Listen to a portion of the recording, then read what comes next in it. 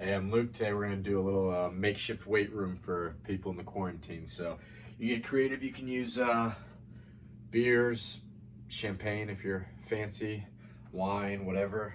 We'll start with the most important exercise of all time. Heels underneath our shoulders. We're going to do squats, toes slightly pointed out.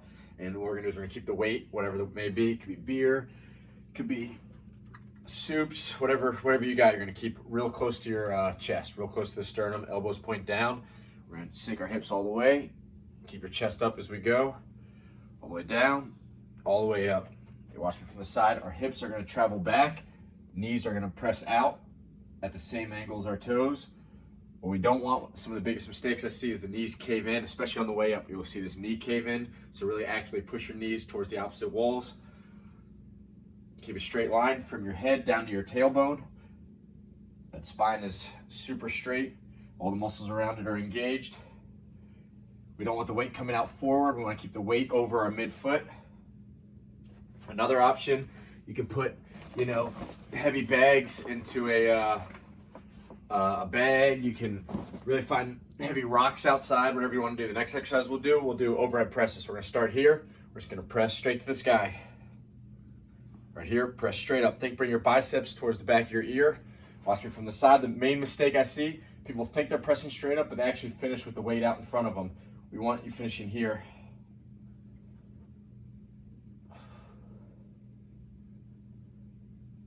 So that wrist is stacked above the elbow, above the shoulder, above the hip, above the knee, above the ankle. Everything straight line.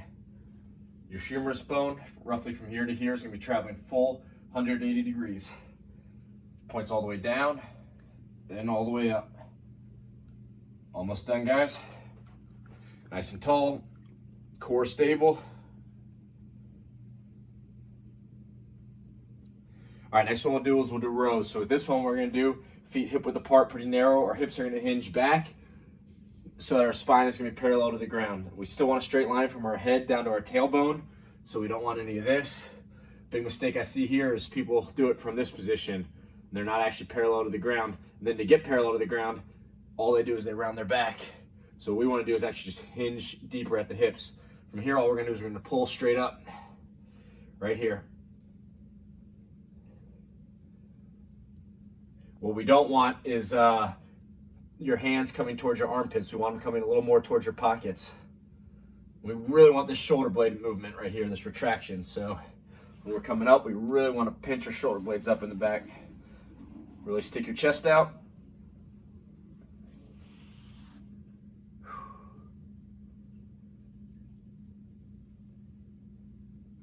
Nice.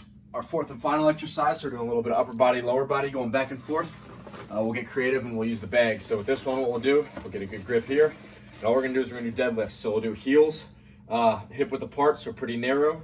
Our hips are gonna hinge back and they're gonna hinge forward. I want your mind in your hips. Don't think in the back, don't think bend down, then stand up. Think hips hinge back, hips hinge forward. So with here, we're gonna hold the weight right over where our shoelaces would be. So we have to actively pull the weight back. We should come all the way down and then shoot the hips forward. All the way down and stand up, lock out nice and tall. Shoot your hips in, squeeze your abs, squeeze your core. Stick your chest out at the top. From this angle, hips hinge way back, hips shoot forward. Big mistake I see here, people let the weight drift underneath their shoulders. We want to actively pull the weight back over the midfoot. Sometimes I like to think you're holding like a credit card or something in your armpits. You're actively engaging your upper body, engage your lats, pull the weight back. Let's do two more.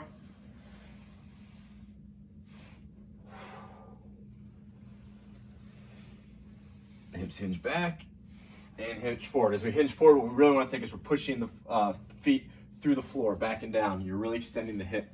Really put your mind in your glutes and hamstrings, not your upper body.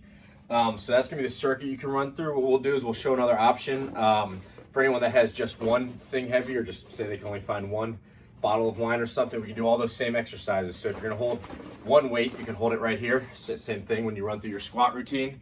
First, if we want to do shoulders, you can do one only. Press straight up. press back. All the way up, press back. And then obviously you would switch to the other side.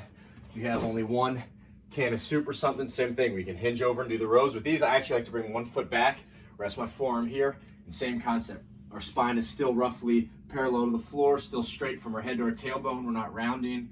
We're still straight here, weight evenly distributed. Then we're gonna pull, same thing. We're not pulling up towards our armpit. We're pulling more towards our pocket. And same thing, we're getting the shoulder blade movement that we want, that retraction. It's not coming from a twist, it's coming from a big pull. So we can do all the same exercise with one weight, two weights. You can get creative, find something heavy to push, pull, and work some lower body. So keep moving and really work on that strength. Nice.